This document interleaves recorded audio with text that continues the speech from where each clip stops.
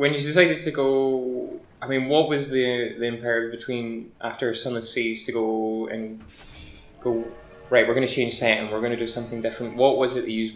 What was it when you were done with Sunless Seas that you wanted to do with this new setting, with this whole new game? I think there's a couple of things. In Sunless Sea, there's a quite tricky storyline that ends with you opening a door to the skies and going through. So we'd kind of established that this was a place you could go.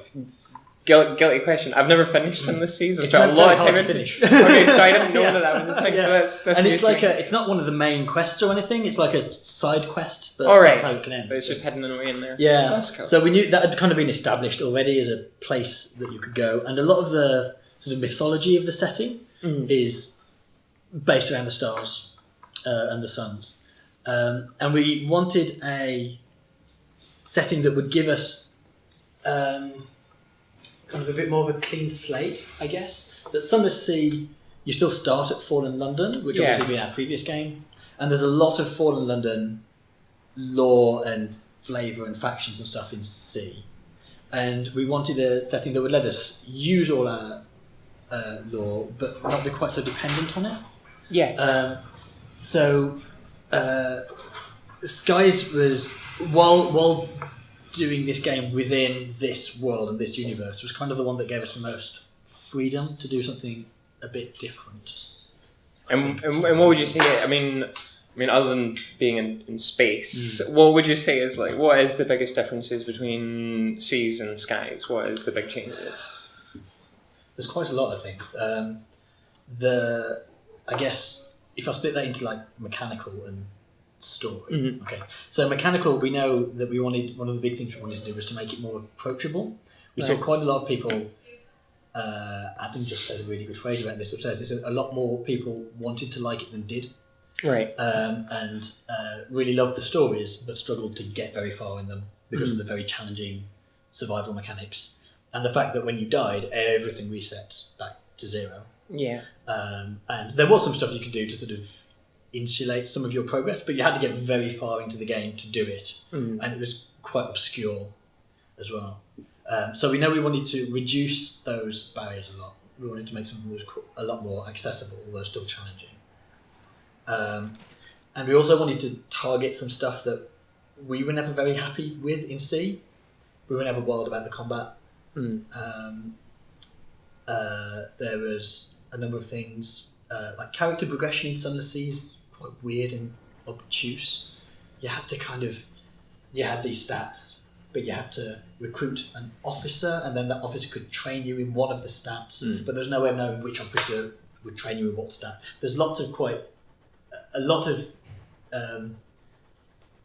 very familiar mechanics were obfuscated, sometimes in useful ways that made them flavourful, and sometimes in ways that made them just hard for players to get their head around. Especially when so much is different. It's difficult to find somewhere to put your feet on. And get started. So we wanted to ease all that stuff. We know we wanted to, the trade system was another thing in Sunless Sea. The way you did trade was you identified a particular sort of slightly profitable route, and then you did it over and over and over and over and over again. So we targeted like key things that we knew we wanted to improve, like combat and trade, and we've tried to kind of push that stuff as hard as we can in Skies. And in terms of story, I think we really wanted a broader tonal palette. Sunless Sea is very grim and sorry, I'm seeing too much. No, it's just Sunless Sea is very much about eldritch horror and grim and dark, and it's very effective at that. But we wanted just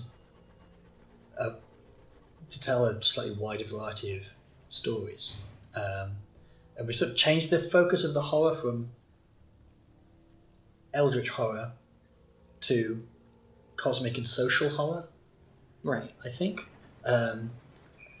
eldritch horror to me is sort of about going down and going deeper and finding it comes from underground, and it's about old secrets. And cosmic horror comes from above, and it's about the rules by which the world is governed and how they are not conducive to humanity and things that we value. Yeah. So it's the idea of kind of living in an unfair universe, and that and what good can you do when the universe itself is unfair and against you? And then social horror came from looking at just looking at empire and writing about empire and the cost that empire has. So, for example, there's we get to look at aspects of Victorian London, find things that were horrible, and then magnify them. So, Victorian London had workhouses, and in Sunless Skies we have work worlds, where they're vast workhouses with thousands and thousands of people in them, and because the Empire is able to manipulate time, they pour hours into the work world so that time passes faster on the work world, so you can extort more labour out of them. But if you're condemned to a work world, a year passes outside, but like 10 years passes for you, so when you emerge, the world's changed and you're old. And we can explore more kind of social horror like that, which we didn't really have space to in Sunless. Well, that was actually one of the things I was going to ask, actually, because I find there's obviously there's a bit of fiction that sort of has that uses like Victorian era and stuff as a sort of flavour for the world. Like Strange Brigades was one recently and stuff. What I tend to find is they use the flavour, they use the style and as an aesthetic, but then there's no sort of interrogation of any of the implications of that. So actually, no, it was interesting you talking about that. This was quite a big deal for us, and we knew we wanted to kind of address some of this stuff. And initially, we tried to kind of... So colonialism was a big issue for us and how we handle it.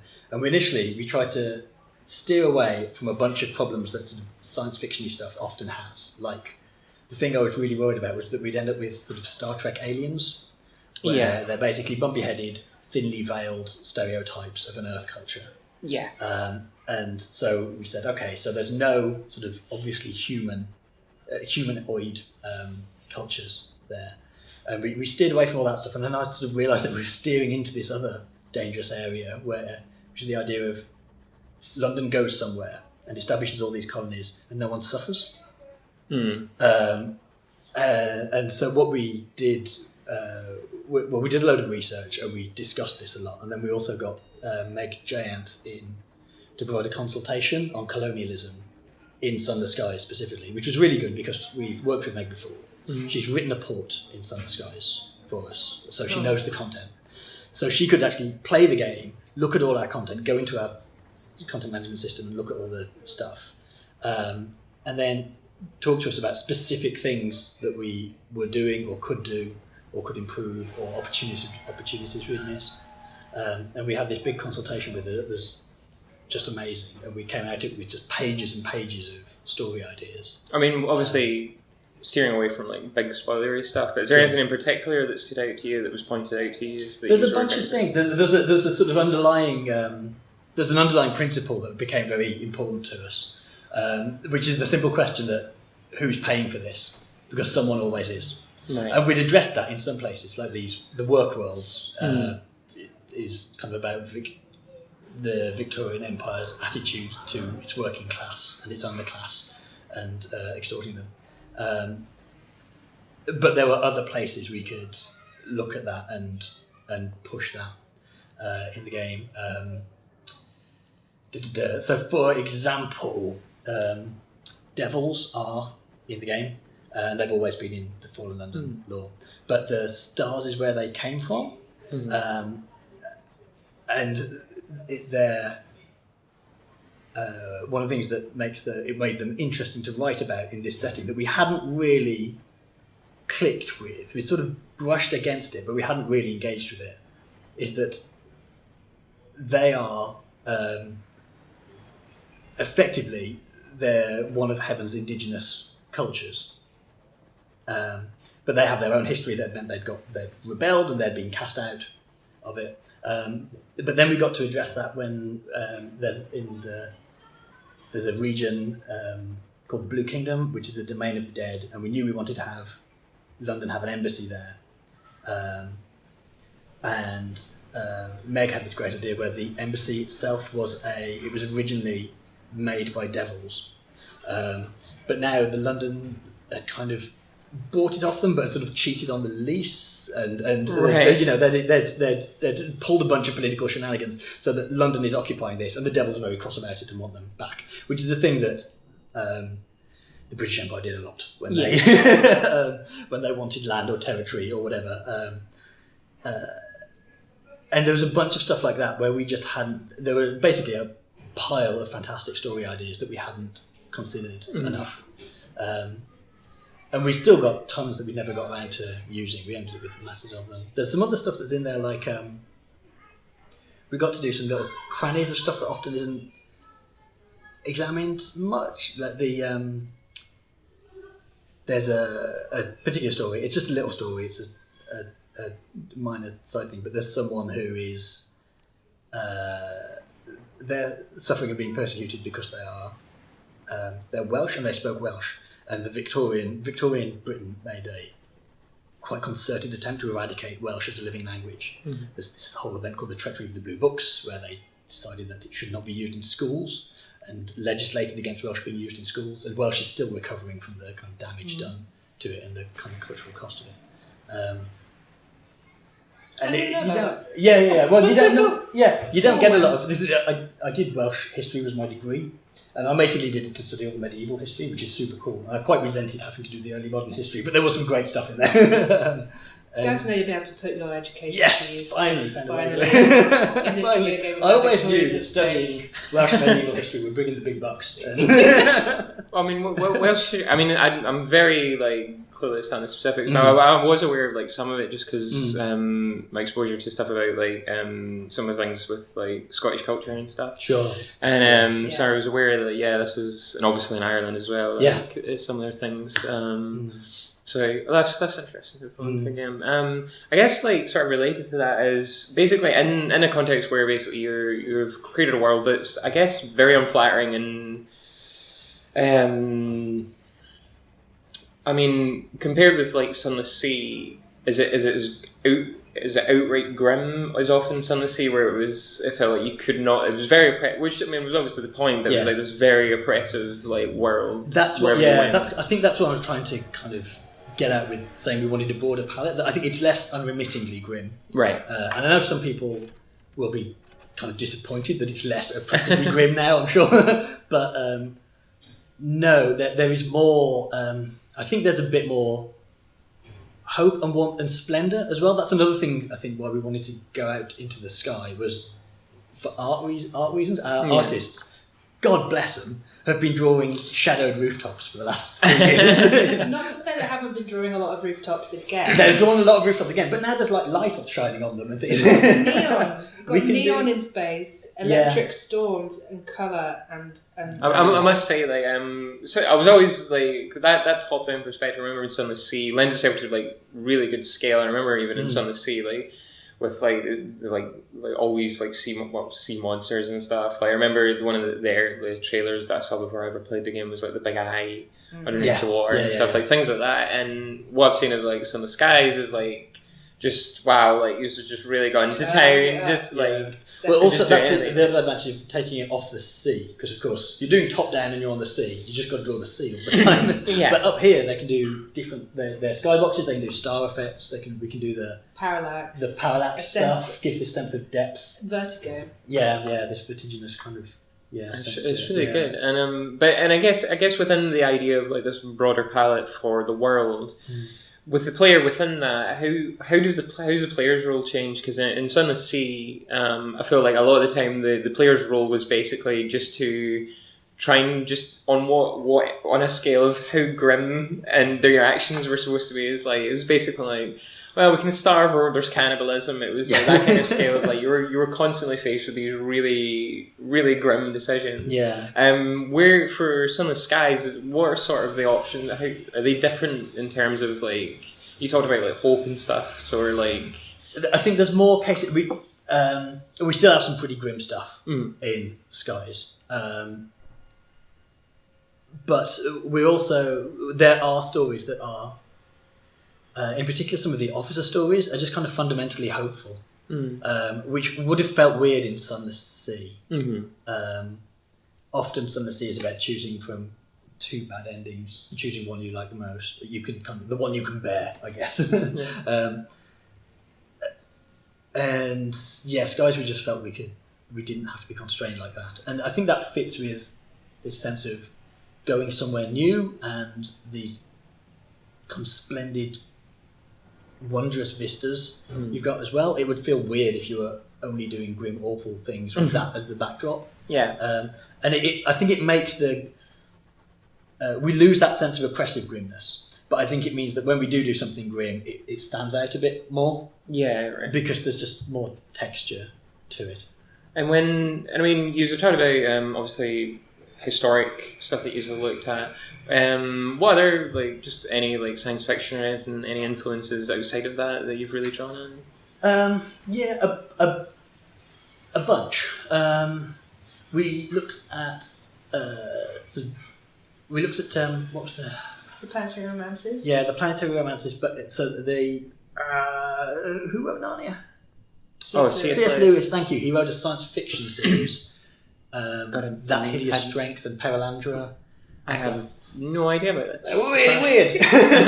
But he's got this amazing thing where they get in this spaceship, which is like this giant ball, and they go up into space. And in space, it's really hot, so they all strip off. Because you're closer to the suns, so obviously it's really hot. And it's really bright, because you haven't got clouds blocking out all the starlight and stuff. And it's a completely different take on what space is like. And that was an influence on us, because we felt quite liberated to say, if the Victorians didn't know something for sure about space, we're free to make it up. Right. So in our version, you can breathe, but it's very cold and it's very windy. It's not that there's no gravity. We've got this kind of idea that you can fall. Yes, you will fall, but you will just fall away. Right. You've got to fall in any direction, which I find a really horrible idea that makes me feel sick. Yeah, so that was one thing, and there was these weren't like direct influences, but there's a writer called Lee Brackett who I love, and she wrote the screenplay for The Big Sleep, I think, and she also wrote one of the drafts of Empire Strikes Back. Right. They hired her to do that. Someone had read one of her books and they hired her, the story goes, not knowing she was a woman. They said, get this Lee Brackett guy in. And she came in and like, who are you? But she writes these planetary romances, often set on Mars and stuff, but they're kind of,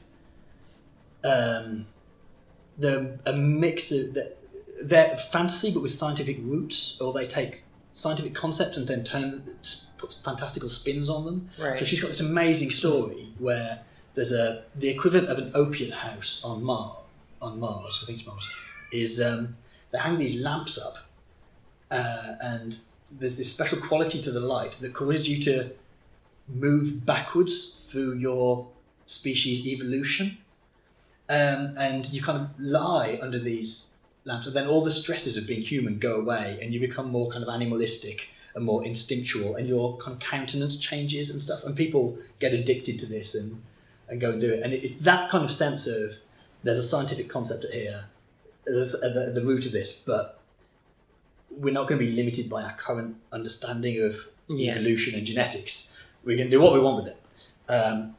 And she also has really flavourful stuff. She's great at politics and these kind of and crazy factions that feel really bizarre, but you can kind of understand. And that was quite an inspiration for a lot of our stuff as well.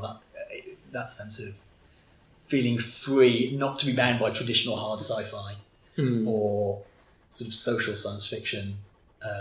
There's a lot of this. What science fiction is now kind of become. I think we went back to these earlier, slightly heady days of when people felt anything can happen on Mars. Let's go crazy, full of canals. Why not? So I guess within that, I guess a lot of science fiction has a message, and I know Sunless Skies isn't straight science fiction, but if there's any what would you say are the broad themes and stuff of the game? Yeah, so we talked about these a lot and wrote them down at the start to guide our content. We had a we have a number of them, and we sort of pick different ones to focus on in different regions. Right. But some of them were, for example, Mind Your Manners was one. Right. And this idea of the very kind of mannered British Empire going into a place that is utterly alien, and yet keeping those kind of ridiculous manners, because that's so much of their identity is bound up in it. But also, sometimes you will come into contact with something that is older and more powerful than you there, and it will have its own way of doing things, and you can't fruitfully interact with it unless you understand its manners and priorities and engaging with it on its terms. Yeah. So that came in a big deal. In the fourth region, the Blue Kingdom is it's a domain of the dead, but it's this kind of vast celestial bureaucracy, and it's a combination of appalling paperwork and bureaucracy combined with elaborate ritual funerary customs, and they're the same thing. So if you want to be, when you get there, you have to, a lot of stuff there is hostile to you, and very few things they will speak to you, and until you get a status that they understand and accept and fits in with their bureaucracy, which might be, and the basic one you can get is anti-deceased, which means basically dead but doesn't realise it yet. Because if you're not dead, you're not meant to be there. So if you are there, you must be dead to some extent. They say. Right. So, and then another one is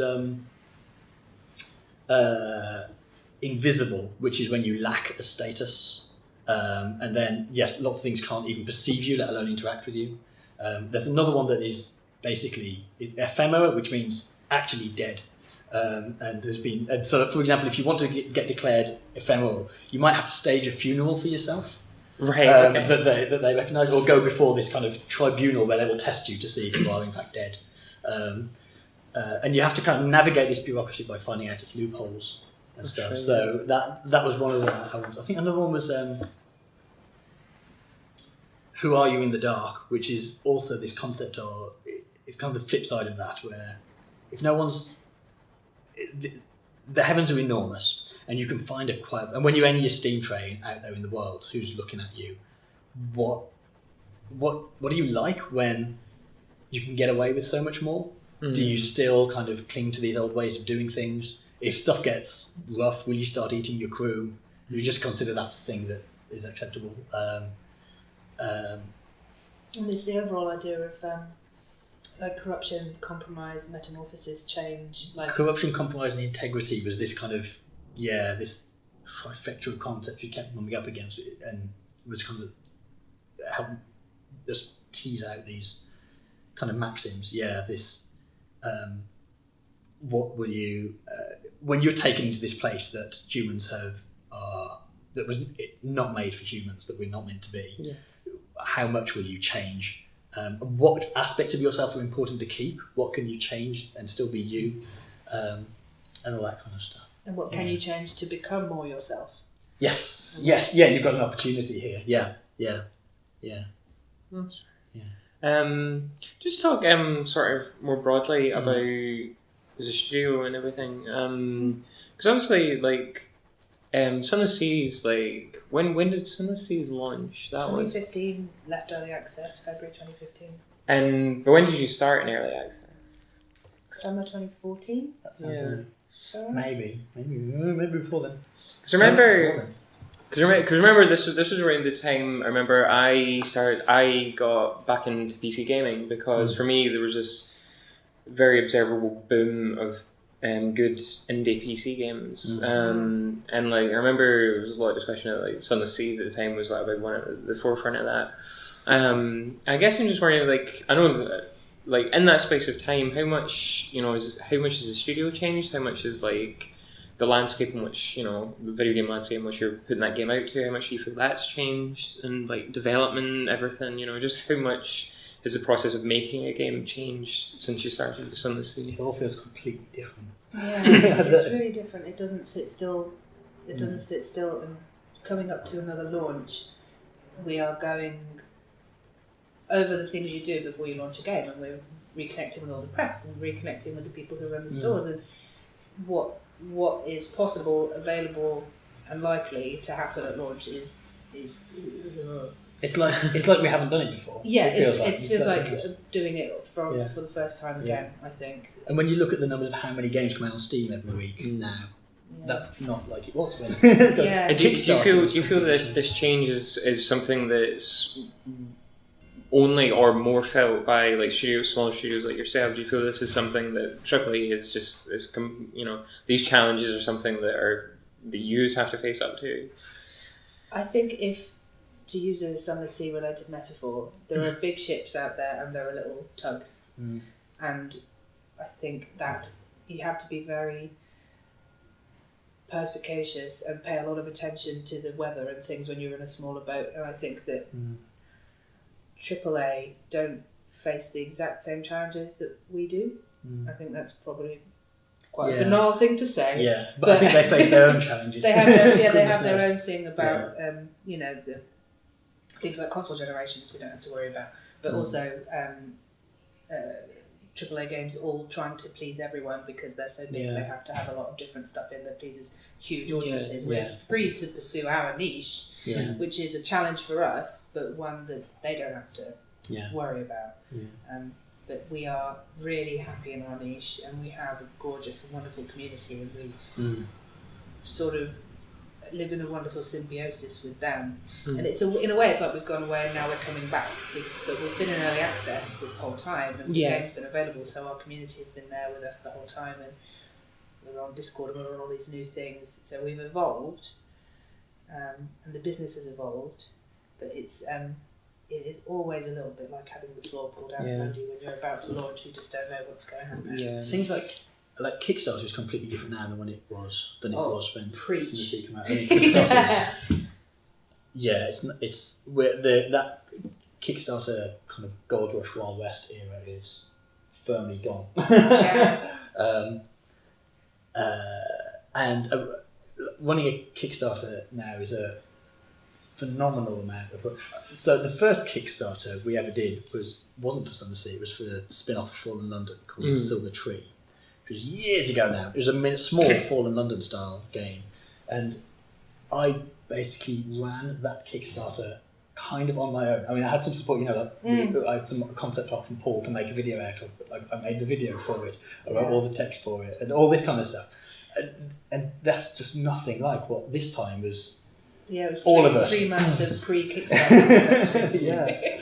Because you have to create the game that you want to show, because you haven't started developing it, but you have to show something.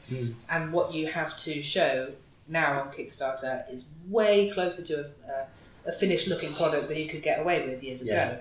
So there's strict criteria you have to meet before. It's not Kickstarter's criteria, but it is the criteria of the audience. Yeah. What if you don't come at this, then just there's no interest. If you haven't got if you can't present a very clear idea of what the game is going to be, which might involve gameplay samples, or at least character footage, designs, GIFs, screenshots, it has to be full colour, it has to look.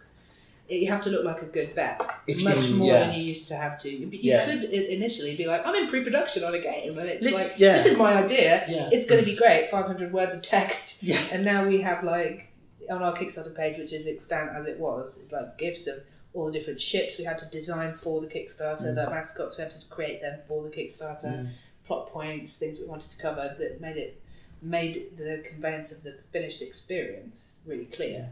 Because if you can't provide that, people are entirely sensibly wary not going to back about whether you can fulfill it. That's completely sensibly, because that's happened with I mean, I've certainly in the last few years, I've certainly seen a lot less Kickstarters. I can't remember the last time. I think it's been a long time since like something new came out in Kickstarter, and I was like, but I remember obviously way back when there was everything. It was like all these crazy games getting pitched on there, and some of which came to fruition and some of which haven't. Although I do find weirdly that a lot of the projects that didn't come to fruition tend to be ones that were pitched by bigger people, more standard industry. Smaller stuff tended to get done. So it's quite interesting, because I feel like it feels like that whole thing got burned unfairly. That's I hadn't thought of that. I think you're right. I think the ones that probably actually damaged people's perceptions of Kickstarter were probably those high-profile Yeah, ones it that looked a bit like a safer bet. But it's weird. The inverse seems to have happened where you thought, well, they've been in the industry for X amount of time, they've worked on all these big projects, they must be a safe bet. And then when it actually came down to releasing something, I mean, Star Citizen was a Kickstarter. And now it's a self-perpetuating universe that just feeds on something and just keeps going. And it just keeps going, and So it's still not, and that's an example that is still there. You know, there's plenty of stuff that just has completely disappeared, but I can certainly name like a lot of smaller projects that even though it took several years, made it. You know, they did get there. So I kind of feel sad, but you definitely feel then that, I mean, how big is the challenge then for like if you're a fresh indie and let's say you've got no experience. I mean, is Kickstarter just completely shut off to you? I think you'd have to take a very different approach.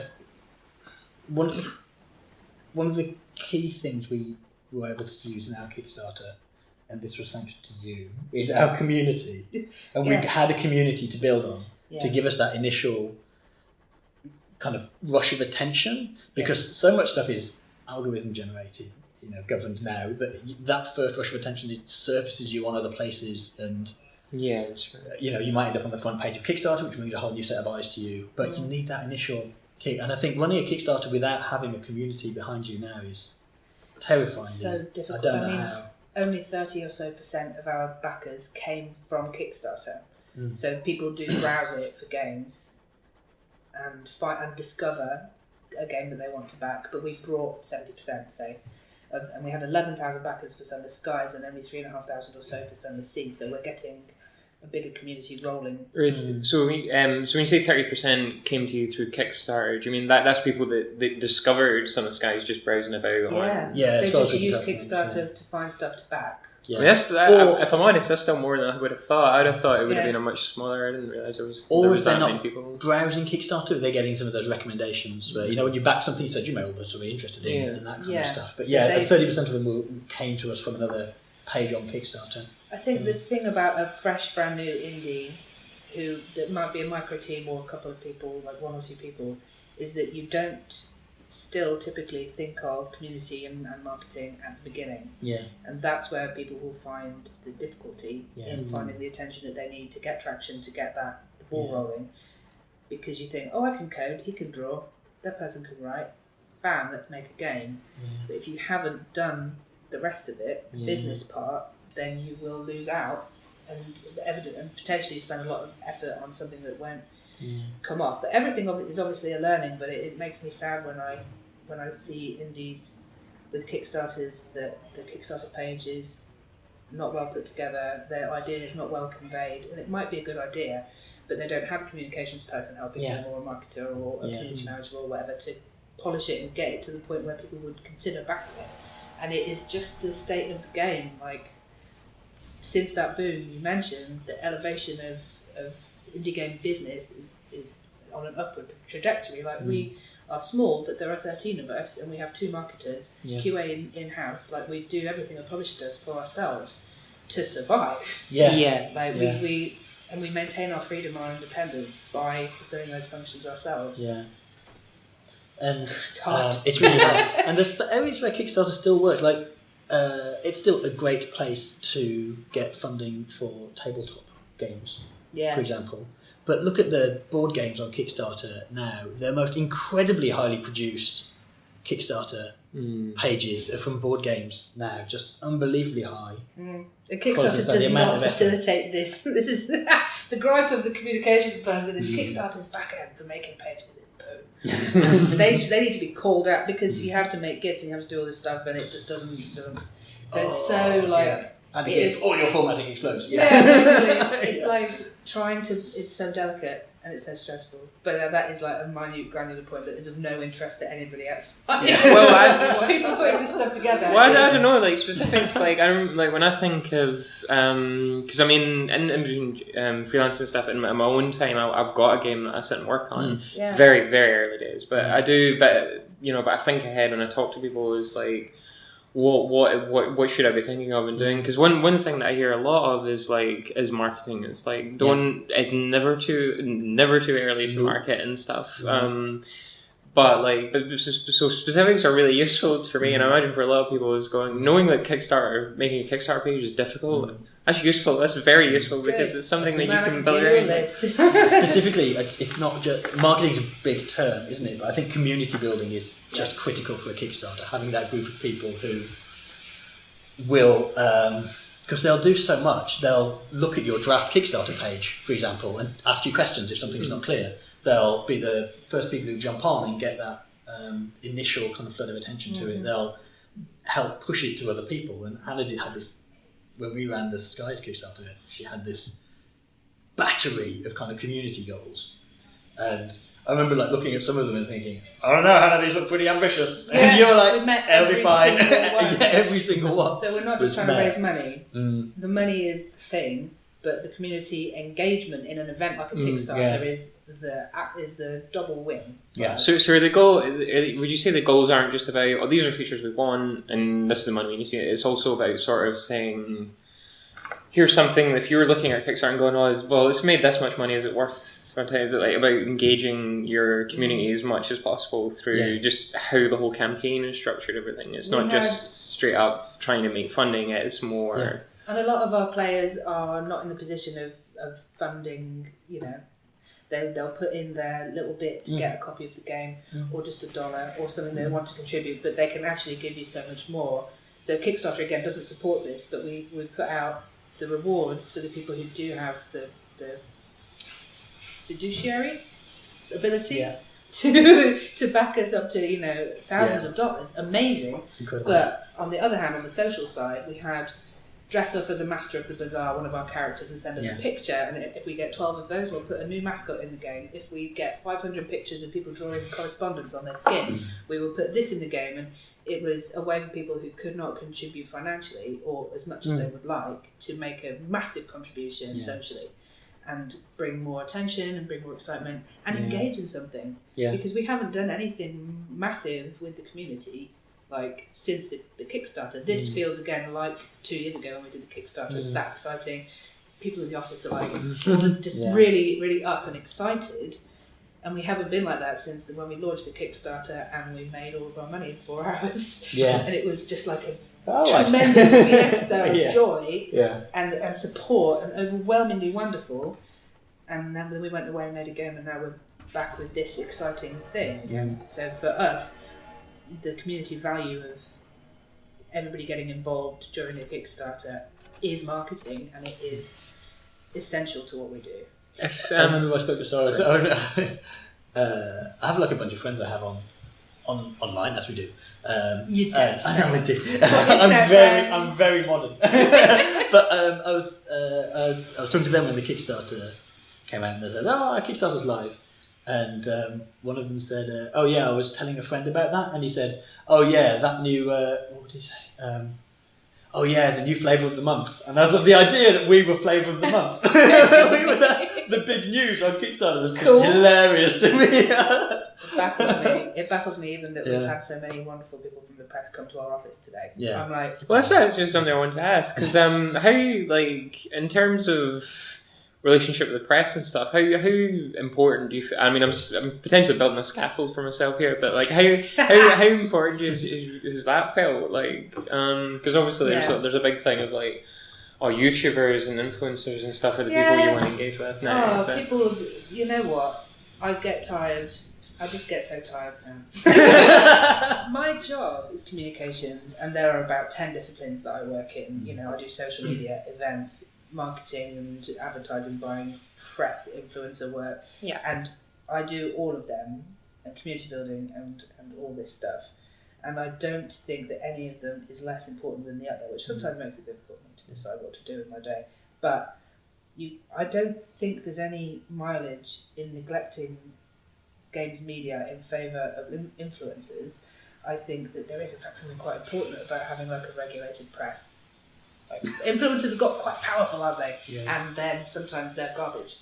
Is that bad to say? No, I mean, It's the truth. I've said much worse on Twitter. So I'm not used to saying my actual opinion because I'm a communications person.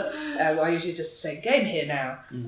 But the fact that we're able to engage critically with our own work through engaging with the media, like the reviews that we get, wonderful. The attention that we get from games, from people reviewing our games is amazing. And then we know people who review them academically and use them in classrooms, and people do, reinstalls and play years later the games that we've made and reflect on them and their part in culture. And the position of press in establishing the culture is invaluable, I think. Yeah, absolutely. Yeah. And at the same, and it's like you say that you can't ignore one in favour of the other, because for some people, reading a review of a game is what they need to know to decide if they want to buy that game, or if they just want to be involved in the more kind of spectator aspect of the hobby. Yeah. The discourse. The discourses.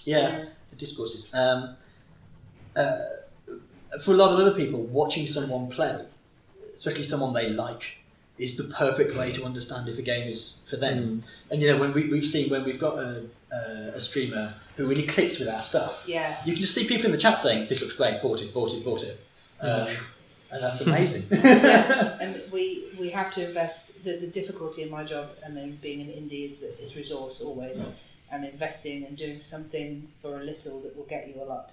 So that's what I'm always concerned about and working on and winnowing down, is what can I do that is within my day that I can deal with my job without crunching, because we don't, and that does the thing we need it to do. So the streaming event that we're doing at launch for Special Effect is a way for a lot of streamers to get involved by streaming any time of Sunless within the first 24 hours after we launch. Every minute streamed is worth £1 to Special Effect. So all these people are going to pick it up for the point of doing something good for charity as well as supporting an indie. And that kind of granule of an idea has saved me personally from trying to engage and personally talk to 150, 100, however many individual streamers and try and convince them, like sell them the game with a key. So it's all about balancing our time and getting the most that we possibly can, and doing something positive and contributing positively to these discourses and to the industry. And people playing the games, being able to I watch a lot of streamers playing Skies. I mean, it's not like a massively streamed game, but I can always find someone playing it, a VOD of someone playing it to me. And it's now the idea of making a game without being able to watch someone who isn't like in the team play it terrifies me. It's incredible, the stuff that you take for granted and other people don't, or the stuff that they really like that you just thought was a throwaway thing. And being able to do that before we've officially launched. Oh my god, yeah. So scary. Always waiting for that first thing that people. What's the thing they're going to latch onto this time? You never know. You can't predict it. And down to stuff like, when should this story fire? It's at the start. There's a story right near the beginning of Sunless where you pick someone up and you take them somewhere. After you've flown off with them a certain distance, an event fires and you can have a conversation with them. And like being able to watch a dozen people play that and then say, based on that, okay, we need to delay that event firing by another minute. I wouldn't be able to make that call without that access to that kind of information. It's brilliant. And to go back to something you mentioned, actually crunch, because this is a big thing that I talk about pretty much anyone interview nowadays. So you don't do crunch. You set hours and that's it. And you just and use of mana. I mean, clearly you're ready to launch. So we survive. We have delayed Sunless Skies from a May to a September to a January launch in order to avoid putting undue crunch pressure on the team.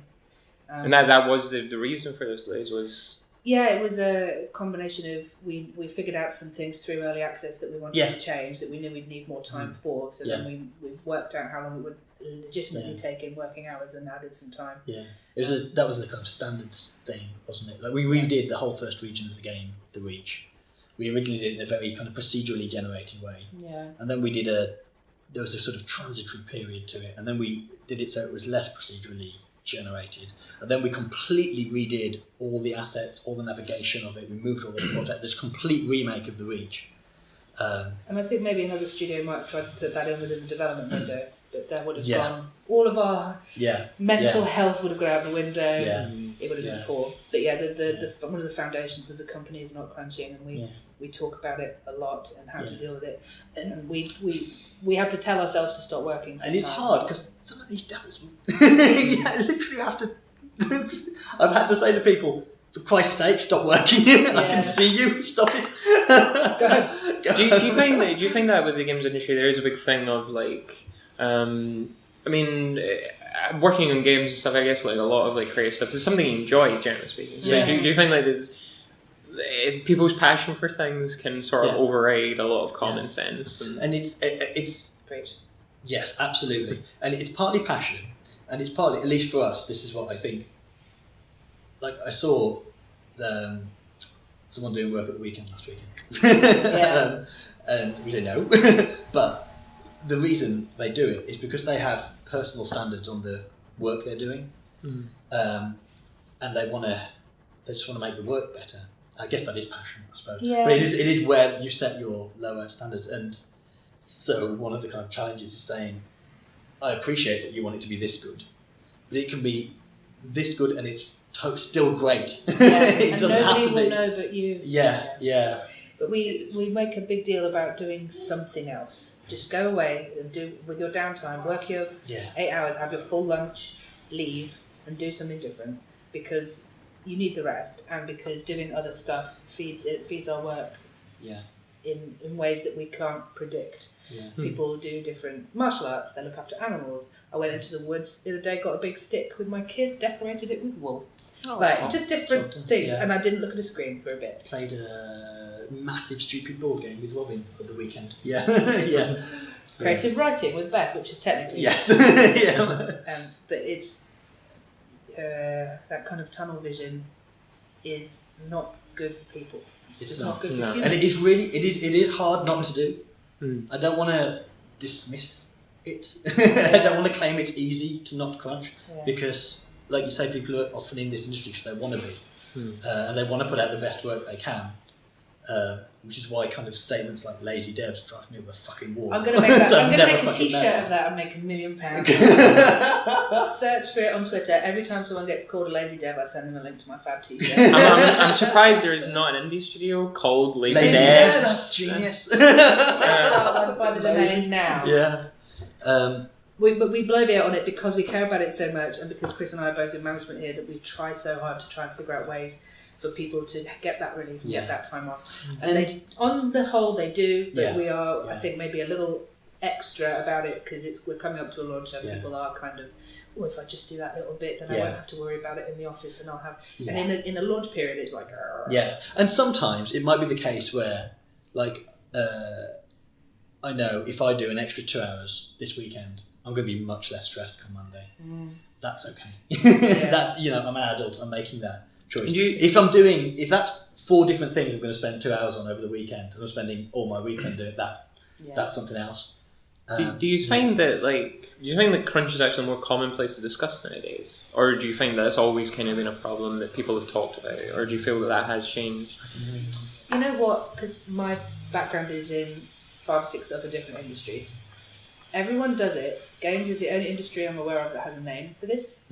Crunching, actual big chunky working 80, 90-hour weeks for most of the project crunch is a tech and games phenomenon. But I worked in publishing, museums, I worked for a charity, and people were doing the same, and nobody talked about it in those terms, and there were no conversations about that, and I was never told to go home when I was working late. I was always kind of expected to be the last person there, to be honest, with a lot of these roles.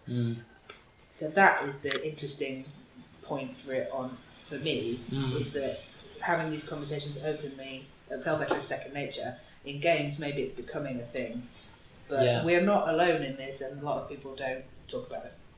Well, I find and certainly indie developers that I've spoken to, when I spoke to GW and Kitty the minute, and it was a big thing for them actually. They spoke about the reason that this game scale was what it was and stuff was just they didn't want to crunch on it at all. And I find that a lot of small studios were very conscious of this in a way that I think bigger studios really tiptoe around and stuff and aren't very comfortable talking about. And I certainly for myself find that conversations about it are becoming more commonplace, which I think is for the best. Like But I suppose it's good that video games have this unique name for it that we've sort of like there is this idea. We've named it, now we can kill it. Yeah, that naming it gives us power over it. Yeah, That's true. Because that is.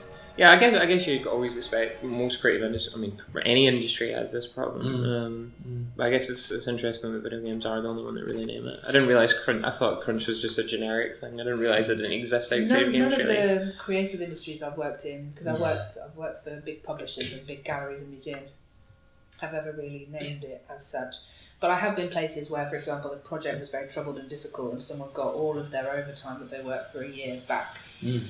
To do whatever they wanted with the following year. That's like, never heard of that anywhere else, but that was like 3 months of overtime they got back to spend as holiday. My wife works in research, funding and support in higher education. She worked like every evening last week. She wouldn't have called that crunch. No. Yeah. You just call it getting the job done. Yeah. Or like the people at my kids' nursery make resources in their own time and bring them in because they don't have any resources, and teachers bringing in stuff from home and you know, and austerity and the Tories. Please Don't quote me on that. I try not to go too on end the Tories. Sorry, there's when I advertise this for you, I'll just that one quote. We're going to ruin austerity and the Tories. I couldn't resist putting a bit of Brexit joke in skies. Oh, Chris, we don't do references. Well, except to, what is it, Batman? There are like 3 references. Oh, Batman's sounded familiar.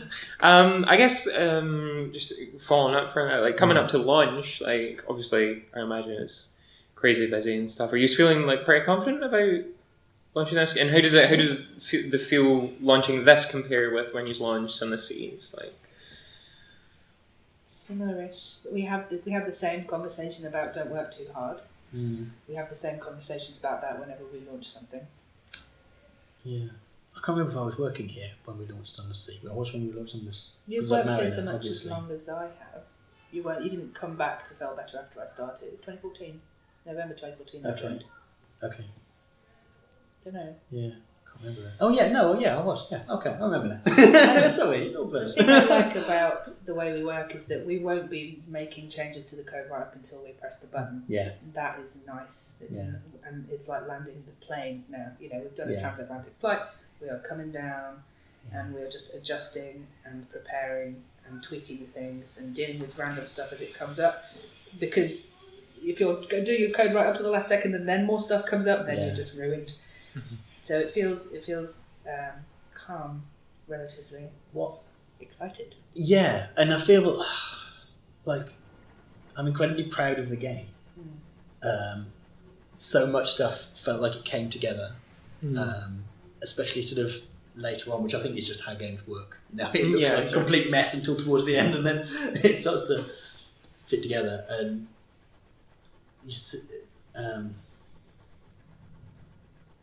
so I'm really proud of it. But at the same time, you look at like, oh look, 200 games came out on Steam this week. Yeah. And you think, what does that mean for us? I have no idea. So we're both on that the board. That doesn't scare me anymore. Doesn't it? No, I came from publishing, pal. 2015, I think. 2015, there were 184,000 books published in the UK. Oh my god. 200 whatever, 40 games a day on Steam is nothing. Well, if you are prepared and you have done the work, and we have done the work. So we've done the work. We've acquitted ourselves admirably, and now we just release the thing and see what happens. Like, you can only do so much, and I'm not going to lose sleep between now and then. I will. I'm not a warrior. I don't worry that much. Yeah, that stuff's really how is this going to be received? How was it going to do? We were very different. It's in a very different. The market's very different than it was when we released this, and we're not releasing. When we released C, it was like we'd done Fallen London, but C was our first sort of Steam PC game. proper PT game, and it was like, who are these people? What is this fascinating novelty? And we won't it's a have genre that. definer. Yeah. Oh, okay, is that what it is? And now we don't have that frisson of novelty about us. Yeah. Yeah, because it's a follow-up. It's not like a direct fictional sequel, but it's a follow-up. So it's like, how do... Yeah. That's the thing that stresses me. Like, people think it's a story sequel, that they have to play sea to understand skies, which absolutely isn't the case. And we've tried to say, no, spiritual successor, much more welcoming, cool. But a follow-up, whatever. Yeah. But yeah, there's just so many question marks. But in terms of the quality of the work, it's as good as anything we've ever done, if not better, I'd say. Yeah, I think it's better than anything we've ever done. Yeah. And stuff like, people aren't going to be... When C came out, what got a lot of attention was the prose. When Skies comes out, people ain't going to be talking about the words. They're going to be talking about the art. I think the art it's so stunning to look at. Massive level up. Unbelievable level up. I mean, not to profuse with flattery, but what I've seen of it is... Yeah, it's gorgeous. Yeah. We doubled the art team from 1 to 2. Plus some freelancers. And the ability to use parallax and to depth and variation is really what's kicked it up a notch. Yeah. Paul and Toby have done some amazing work. Yeah. I think, and the stuff I'm really proud that we've done as well, like the colonialism, but the consultations. So we did that. I mentioned the colonialism consultation, but we did a bunch of consultations while we were making Skies, and we've always had a decent rep on gender and how we handle gender in the games. But we kind of felt that it was like we earned it 9 years ago. Yeah.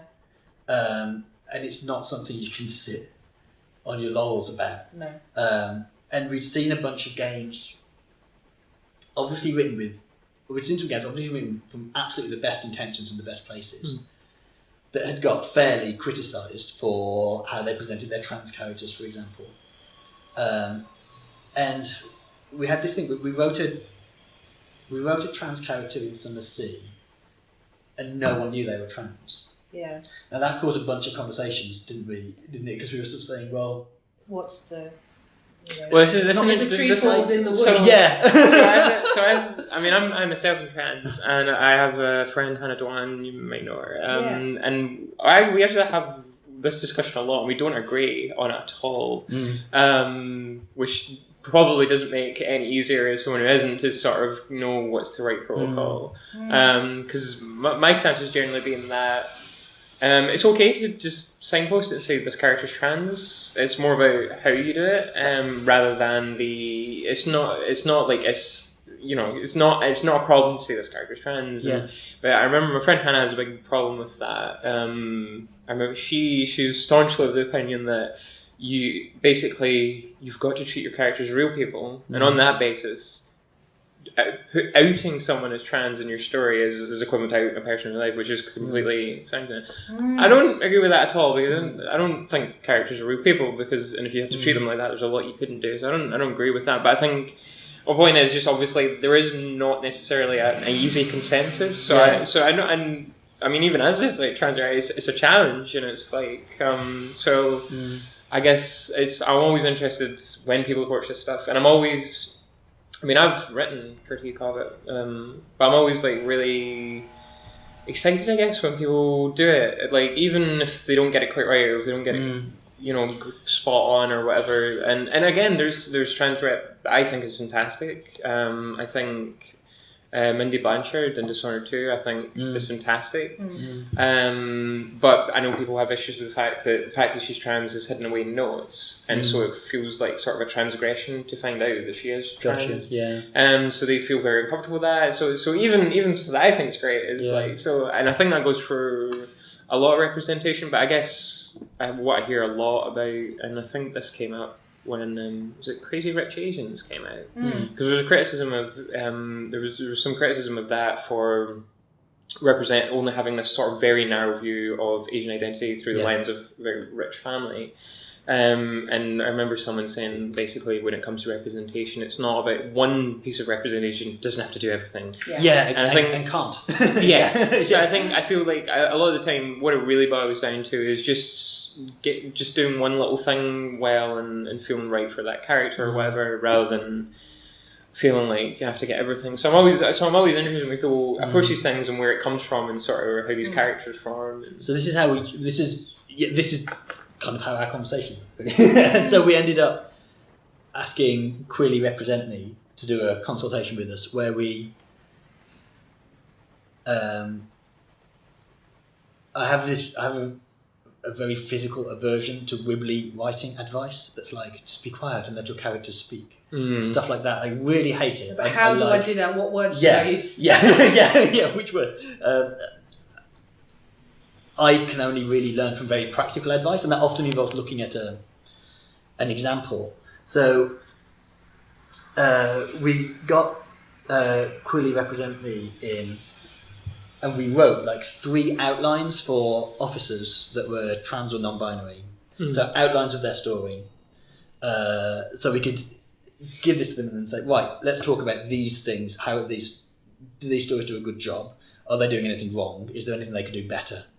And we could take a bunch of, because we'd already written a bunch of the game, we could take some of our characters that we'd already written and say, is this character as good as they can be? Is there anything we could do better? And that meant we could just get really practical advice. Like there's a character right at the start of the game called the Prudent Secretary. And there's a line right at the start that says, I think it's...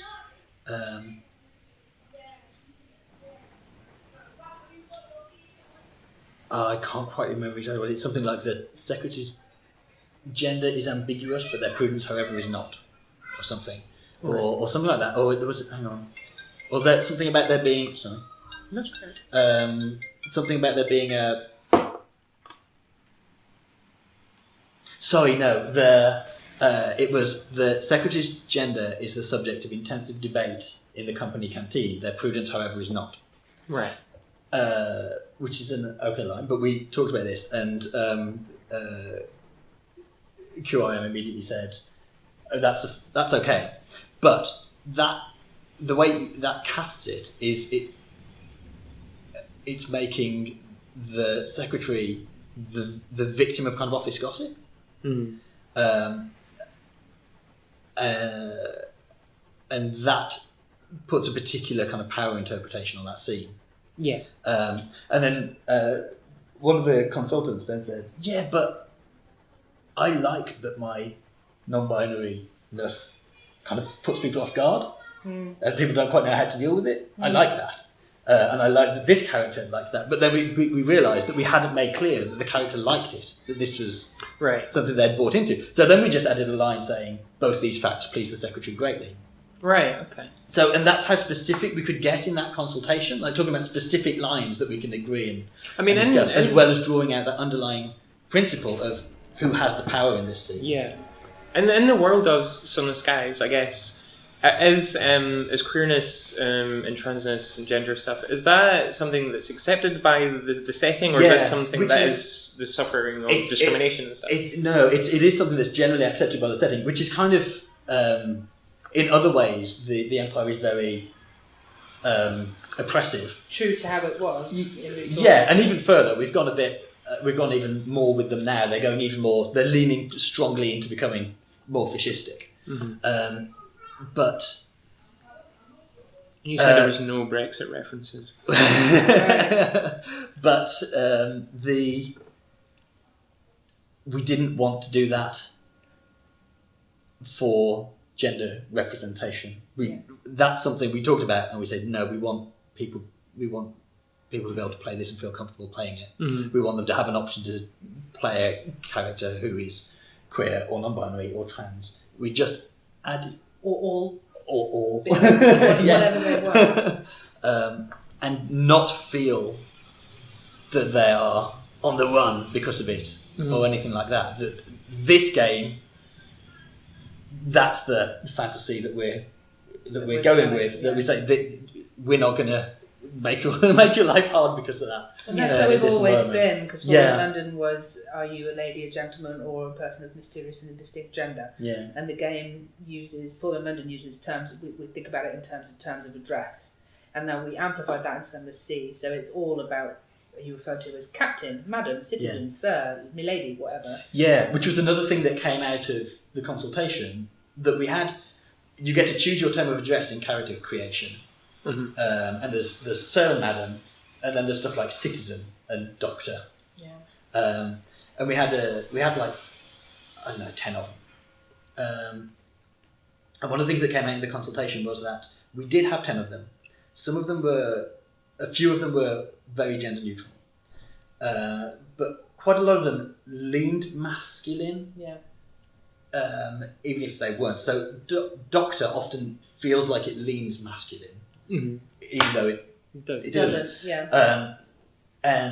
So we talked about, were there other options we could find that leaned more feminine, or that felt more neutral, which was really hard because we're dealing with Victorian era, so it has to be the sort of titles that were used in the Victorian era.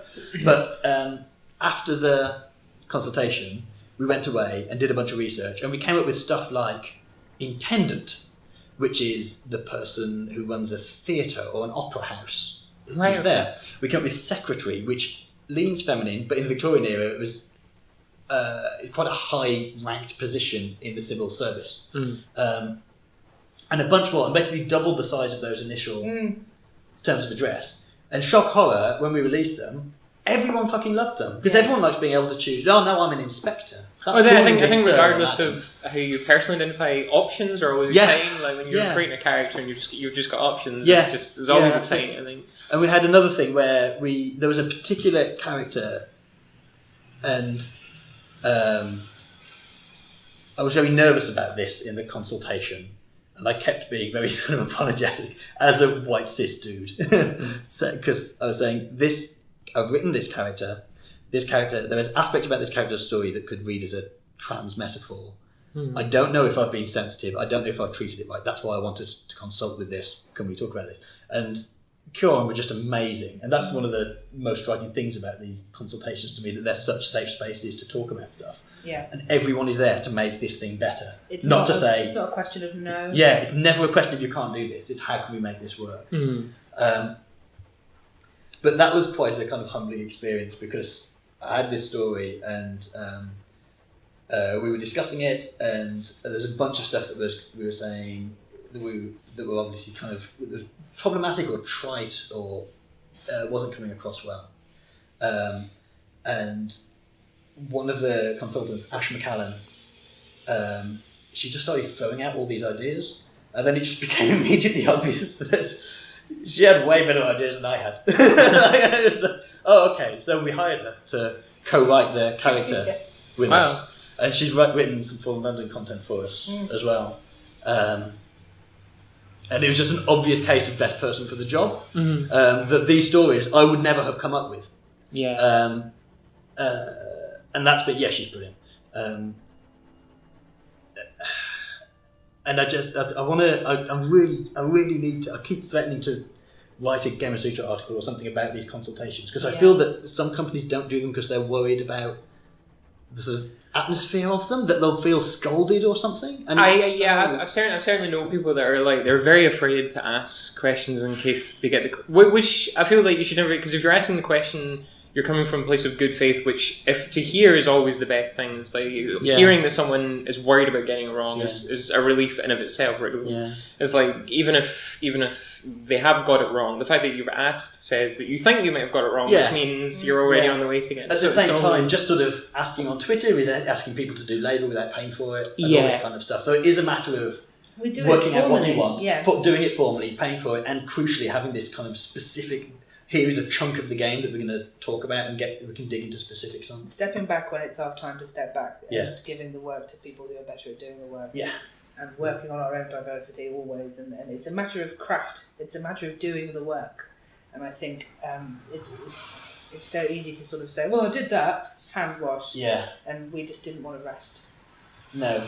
And if I'm writing a story about steam trains, I go and read a book about steam trains. So if I'm writing a story about a non-binary character, why shouldn't I talk to someone who's non-binary? Yeah. It's just It's actually a no. it drives me nuts that some things are considered research and some aren't.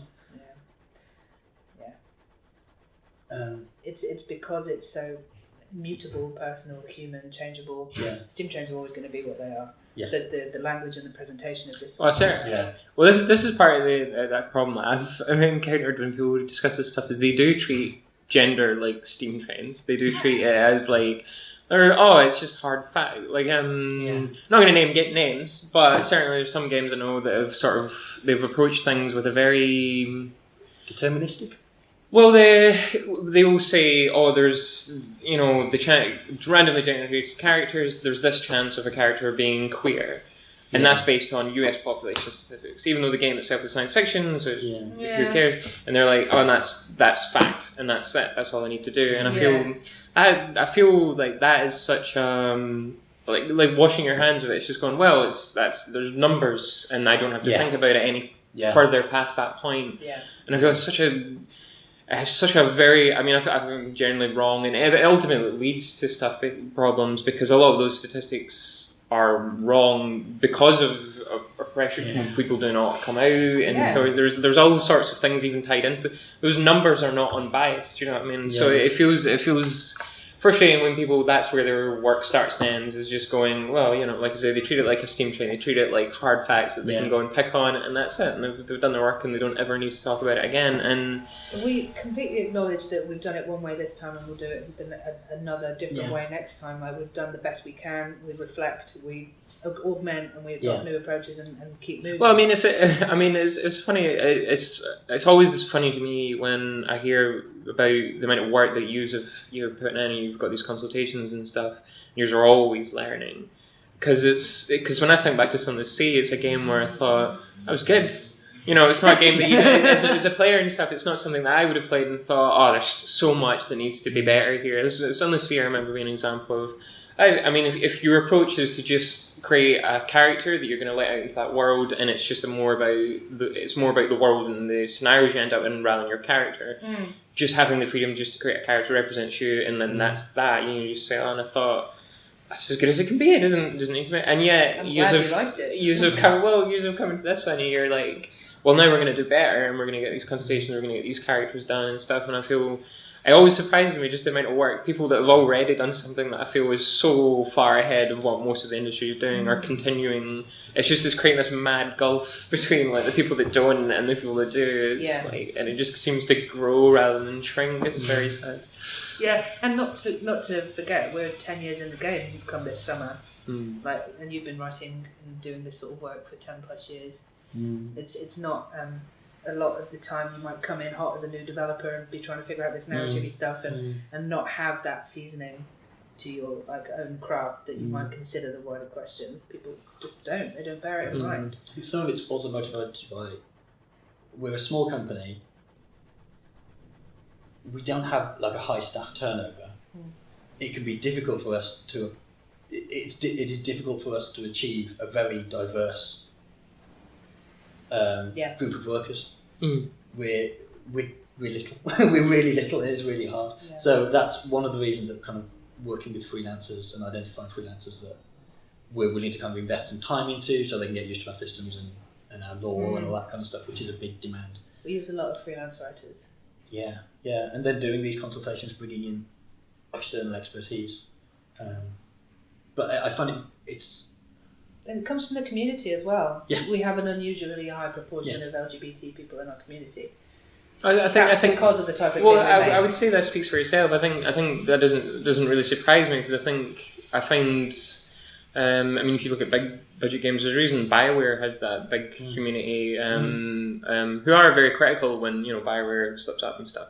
But they still have that because way back when Jade Empire was like one of the few games that let you be queer, and you remember that stuff because it means you obviously whenever you write about this stuff, there's a huge comment section full of people. Why does it matter, etc. Yeah. There's obviously always from a group of people who have been catered to their whole lives, and they have no skin in the game. And it's so refreshing when you do get to experience something, and I mean, yeah, anytime, even now, I play something and like, or I sit and watch a film and you really, and you hit that point where you didn't read up about it or something. You hit that point where you realize, oh, this character's queer or whatever, and it's like this little it's this little like moment of like, wow, like this is still so nice because it's the sort of bittersweet side of that is. Because it's so rare, that's why it still means so much. But I think it doesn't surprise me when you just have that community. Because, like I say, with Sunless Sea, I remember like way back when that was a big deal where you could just be whoever you want, and like the game just gave you these options, and you can mix and match. It was very unrigid, which but not very complicated. It was just. Basically, essentially, your terms of address, and you could pick a portrait, silhouette, and that was, was pretty much it. And it was like, that's it. And so it's frustrating to have seen it done so well, and you see all these people that approach it and go, well, what do we do? And it's like, well... There are loads of examples out there. There are now. There are examples of people doing it well. And the thing people get caught up on a lot is language. Yeah. And we have done quite deft things to make the game not worry too much about things. Like I appreciate. I mean, the language is obviously a practical concern because if you're writing, I mean, any game, and you've got to consider how you address someone and stuff. You do have to think. Well, if we've got 100,000 lines of dialogue, how do we get around having all these different terms and stuff? And I find that a lot of the time the question is to just work around it and not have those terms of address and stuff, or have. Generic things and stuff, and our story engine enables us to do quite neat things with replacing pronouns and stuff. It can do. It can be really difficult as well, though, and it can be challenging. So if you using they is something that can work great in dialogue, but we have a lot of text that's not dialogue, that's prose, and they can become more problematic in prose because if you're talking about a character, but you've also mentioned any objects in the scene, suddenly. They could refer to anything that you've mentioned. So you do have to. It does increase the challenge of writing, but it increases the challenge of writing a bit. That's the job of the writer to overcome. Rise to the challenge. It means you juggle some stuff around. You move words around. You clarify a bit. It's not. I don't want to claim it's zero effort because it's not. But it's not so much effort you can't do it. I mean to say we've developed for it. We've developed tools that enable us to use different terms of address in all of our text, so you're always addressed as the right thing and that kind of stuff. Story analysis is quite complicated like that. At the same time, because we've got this Victorian setting, we've discussed like should we include things like Z and Zia, but put those in a Victorian setting, and that feels. I don't know. I think that would stand out a lot. And I'm not confident on this. We might change our opinion on it at some point. But so far we haven't done that. We've tried to find other ways to address it instead, which is another reason that we've wanted to do these consultations, because with that one we haven't felt like it would be a great fit.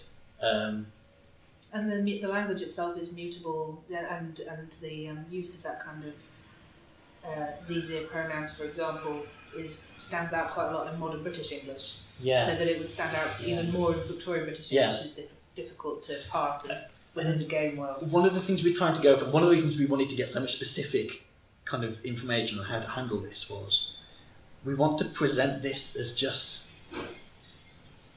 normal. We want to say to be matter of fact about it. These people exist in this universe. In this universe, it's not particularly worthy of comment.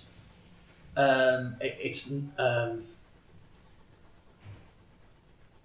don't know if I'm saying that in the best way. I think matter of fact is the best way I can think to phrase this. It's fact. That's it. It's just not. Which I think also has an advantage of. There's a bunch of people I don't care if we piss off.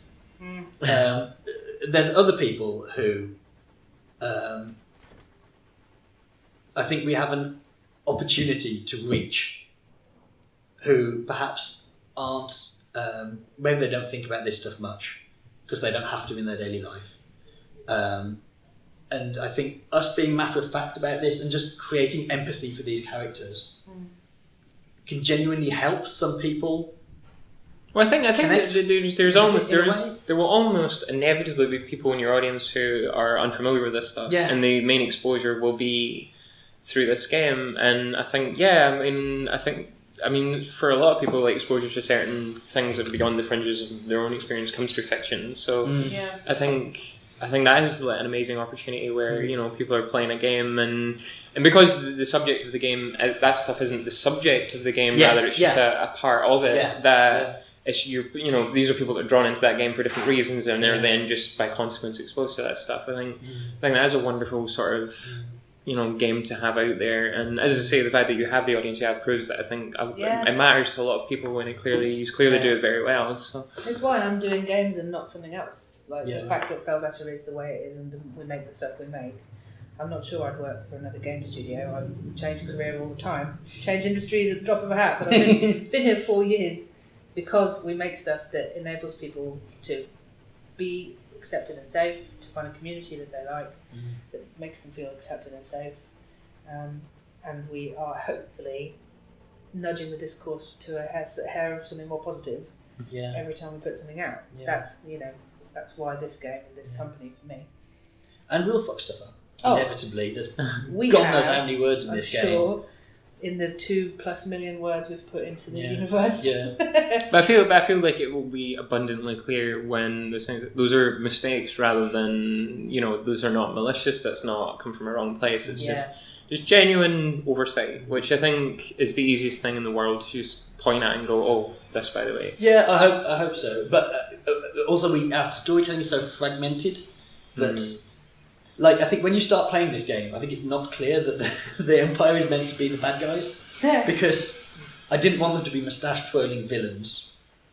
Because I don't think that's what evil looks like now. And I think that's an irresponsible message to send out in this political climate. That evil looks like whatever it needs to look like to get in. Yeah. And it might look like a jolly old grandfatherly figure who just wants a quiet word about who the problem elements are these days. It's... So, yeah, I think... a lot of, and a bunch of sort of stuff that makes clearer that the Empire is doing some appalling stuff. A bunch of that stuff is hidden. Some of it's only obvious if you ally with them. Oh, nice. Which that's where the stuff where I kind of wrote some stuff and I thought these guys are fucking monsters. That's where some of that stuff is. Fridge horror, isn't it? That Olivia said the other day that you realise how bad. Like it's not outright a horror game, but you go away and get your cup of whatever, or you go to the fridge and you realise, oh shit. Oh god. I think as with most things in fiction, I think some of the stuff that really stays with you is stuff that you inevitably work out on your own. You fill in the blanks. So I feel like that can have a very powerful idea of just. I'm so excited for the thing that I'm most excited for is what happens when we launch a game and all the Steam reviews become captain's diaries. I can't wait. Like a few paragraphs of what their captain got up to instead of like I didn't think this was good frame rate or whatever. Like we were on the verge of starvation. And I just discovered that I had a terrible feud with my former. Well, this was one of the things that drew me to Sunless Seas way back when. It was that and. Was it Matt Lees or Quentin Smith reviewed it? Quinn's really was it Quinn's that reviewed it? Because I remember it was way back when, like I say, I was just getting back into PC, and it was more to do with indie stuff than big budget things, because it was like hundreds of games here, which is a nice change. And I remember with Sunless Seas, it was people going on, but this happened and that happened, and it was just a little thing, and it was just like the possibilities of just these little stories emerging, and like this is what happened to me was always the most exciting thing. So. I'm looking forward to seeing all that with Sunless Skies. Exciting. I hope that you enjoy it. Well, I've got just one last small thing. I always have this at the end of an interview, which may be very premature because your game isn't even out yet. But in terms of the future, have you got plans on what your next projects are going to be? I think I'm hoping very much that Skies does well enough that we can do more stuff for it. Yeah, we'd like to support Sunless Skies with free content if we can. Yeah. I really hope we'll reach the minimum success for that. Desperately hope so, because there's so much we didn't get to. Yeah, so there's much always stuff we just could more get. good There's so stuff. much we could. Yeah. And we like to have a living game. For the London's a living game, and we add to it all the time. So Yeah. that's much in our idiom. And when we released Sunless, we did a bunch of free updates, and then we also released the Mariner. The Mariner was Mariner added to backbreakingly Sunless. huge. Yes, I mean, Lou, I don't. We would have to think long and carefully before we released an expansion that changed the entire game and required remaking the entire game, but lower down. Yeah. Again, but Hopefully we got to address so much stuff in. So I guess actually a chunk of that was in sort of free patches that went out with the Mariner. Yeah. But we got to address so much of so many things that we ended up, thinking, we could have done better there, could have done better there. I really want to be able to do that. It's perfection. Yeah. Perfection is. I think we'll do some free updates. We would love to do DLC if we get sufficient success, like paid DLC. And in terms of what comes after that, it really does depend on the success of Sunless Skies and I'm guessing you can't say anything, but you do, I'm assuming, have some plans of if this all goes well and stuff, what the next project, the next big thing would be. We have got no a number shortage of of ideas. Yeah, no shortage of ideas is the video game maker's curse, I think. Yeah. Yeah, we have some ideas, and we will most likely do what we always do. We will talk to our community, show them what we've got, show them the inside of our code, say, what do you want, and we'll figure something out with them. That is the direction we're probably going to go in. This is not in any way decided, but I would love to do something in a new IP. Yeah. I'd love to do. I was going to ask if is there any avenue for a Sunless something else? I'm not sure where we'd go. Yeah, we've gone from Hobbiton Yeah. up to Mount Doom. Yeah. We've done like Mordor. We've been there. The universe is big enough that we could fit any number of games in it. Yeah, I'm not worried. Yeah, we could do that. There is a scale question of like Fallen London being subterranean, then the sea being a bigger and more threat, and then the heavens being bigger and more threat, and this sort of idea of scale and idea of a trajectory that I don't know if there'll be another game in the series. Yeah, I can't see what the next in that trajectory is. Yeah, but there is always like the community will always asking us for a dating sim. Yeah, we can do a dating sim. Yeah. We have a. It's actually just on that note before wrap up. Is romance aspect of Sunless Skies?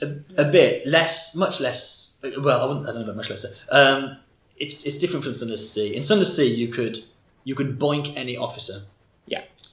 But it was basically just boinking. Thank you for using boinking. I think that's the official terminology. That's the headline. You could have a sweetheart, which was this kind of content chain, and that was how you could have a scion, which is how you kind of ensured a bunch of your progress. That storyline was the same each time you played it, and this time we thought a lot about this. This time, well, I don't know. This time, I didn't want to do what we'd done before. I don't know if it's I talked to some friends at BioWare about romance because they're masters of it. You know, they do. It's a big thing in their game. Yeah, it's a very big and one of the things that they said was, if you're going to make romance a selling point, you need to lean the fuck in. You can't do it half measures because people get very invested in it. We knew in Sunless Skies we didn't want to hook, like, you inheriting a lot of progress onto you having followed this one content chain through to a certain point. That just happens when you die. You get half your wealth, you keep your engine, you lose a bit of equipment. Depending on your affiliations with different routes, you inherit certain story items that are used to advance stories and stuff. So it's much. We baked that aspect into the base game. Right. As you explore, you earn experience for exploring as you fill out your map. You automatically inherit your previous captain's map, and all the experience you've earned from exploring works as a kind of a floor to your experience, so you can never drop below that level.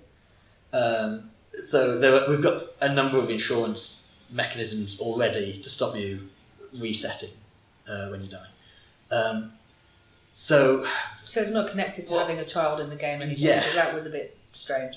And I think, not strange, but I think maybe people would want it was a bit limiting, I guess. Role play away from being the kind of captain who would stop and have a kid. Yes, but also the first time you played that sweetheart storyline, it was cool and it hadn't been done in the game before. But then when you have to do it again for every captain, it's basically the same. Yeah. For each captain, it loses a lot of its stuff. So, there's no sweetheart equivalent. There's no having a child equivalent. And what we ended up just doing was saying to writers, if you have a good idea for romance for a character, which is normally an officer, let's talk and put it in. But don't feel you have to do it. Not every officer needs to be boinkable. And make it fit with the story you want to tell. Which means there's a lot less of it than there isn't. You can't assume that every officer's got a boink option. And we expect the petitions. Yeah, I think that's going to disappoint some people. Yeah. But the ones that are in, I think, are really good. Emily Short's done an amazing one for her Repentant Devil character. Oh, I can't wait this to play unbelievable spicy scene. It's very weird, but at the same time, quite hot. We like to mix it up.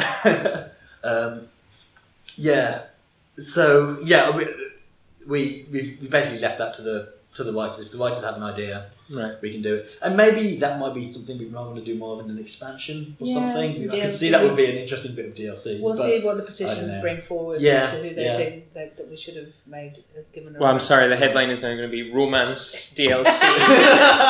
Shit. Well, hang on to all of this, and if there is a big outcry at launch about romance, then knock yourself out. We didn't want it to be something that was a default available to you as captain of your ship, that you were able to unquestioningly, definitely boink everybody who worked for you. That was odd. Yeah. In looking back, it was an odd choice. It's one of those. Yeah, it's one of those. Yeah, it's a bit like you were saying. This isn't stuff you should just. If you hand this over to an algorithm, it doesn't abrogate your responsibility. And a similar thing. Yeah. This design choice doesn't. Yeah. It doesn't abdicate us of that being weird. Yeah.